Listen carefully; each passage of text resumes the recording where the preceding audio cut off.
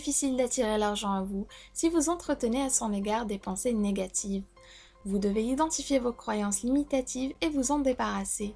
Il s'agit de croyances très fortes et très profondes qui nous viennent de notre éducation et qui limitent notre capacité à faire les choses. C'est comme si les croyances traçaient des limites au-delà desquelles nous ne pouvons pas aller. L'argent est un outil qui nous permet d'exploiter notre potentiel sur une grande échelle. L'argent n'est ni négatif ni positif. C'est juste un outil qui nous permet d'avoir un plus grand impact, car si c'est le chaos financièrement dans nos vies, on sera constamment inquiet à propos de comment arrondir ses fins de mois, comment payer ses factures, et ceci consomme toute notre énergie et ne laisse aucune place à notre créativité et notre potentiel. Tandis que si nos finances sont en ordre et ne présentent aucun souci, nous serions plus aptes à utiliser toutes nos capacités pour des choses qui ont plus d'impact et qui sont plus importantes à nos yeux ou ont plus de valeur. Donc régler ces soucis financiers n'est qu'un véhicule qui nous permettra de nous aligner avec nos véritables vocations. La première croyance limitative est quelqu'un d'autre devrait le faire ou le fera pour moi. On prend notre pouvoir financier et on le donne à quelqu'un d'autre, car c'est tellement plus simple de déléguer notre responsabilité financière à notre boss, nos parents ou bien notre partenaire.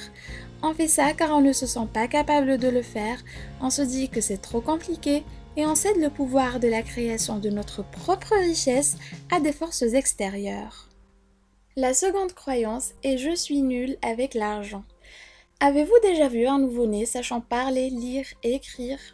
Nous avons tous acquis les compétences que nous avons aujourd'hui.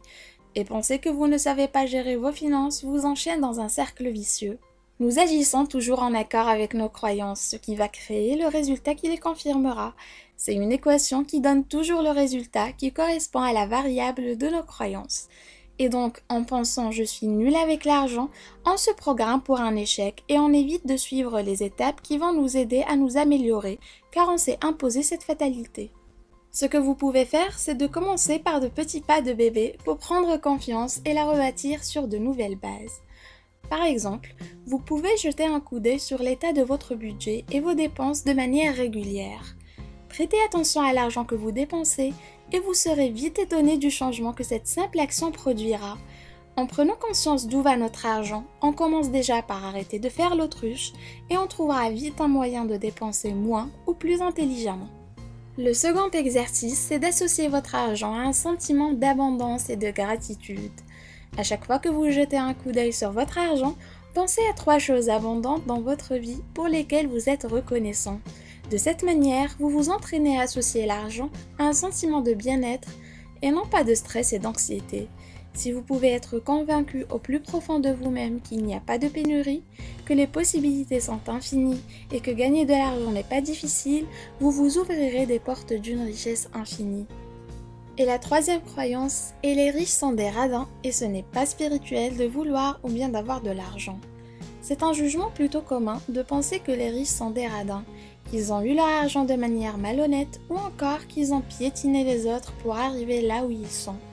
Avant tout, ce ne sont que des suppositions qui sont la majeure partie du temps fausses, et ensuite, en les jugeant, automatiquement notre subconscient ne nous permettra pas d'avoir l'abondance et la prospérité qu'on souhaite, puisqu'on juge les autres de l'avoir.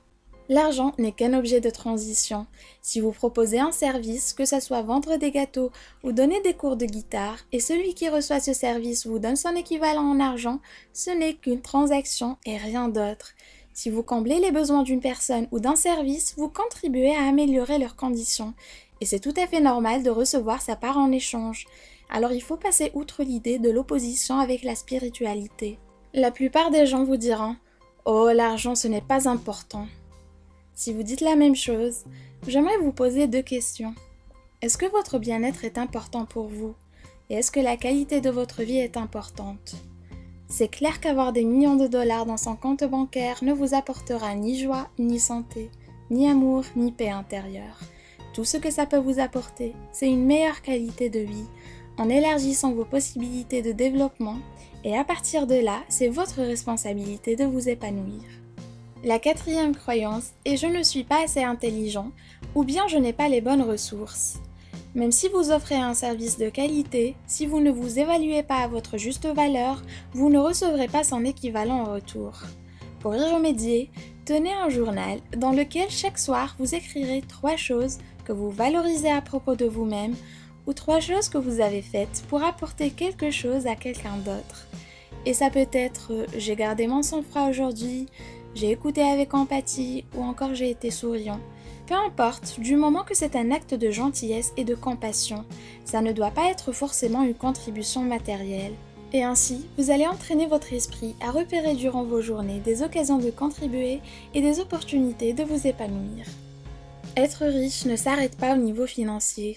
L'abondance peut se manifester dans notre vie de plusieurs manières. C'est notre santé, nos relations, notre paix intérieure. Ultimement, votre capacité à devenir riche dépend de vos croyances. Vous êtes la somme de vos croyances. La seule chose qui vous empêche de vivre la vie de vos rêves est que vous n'y croyez pas.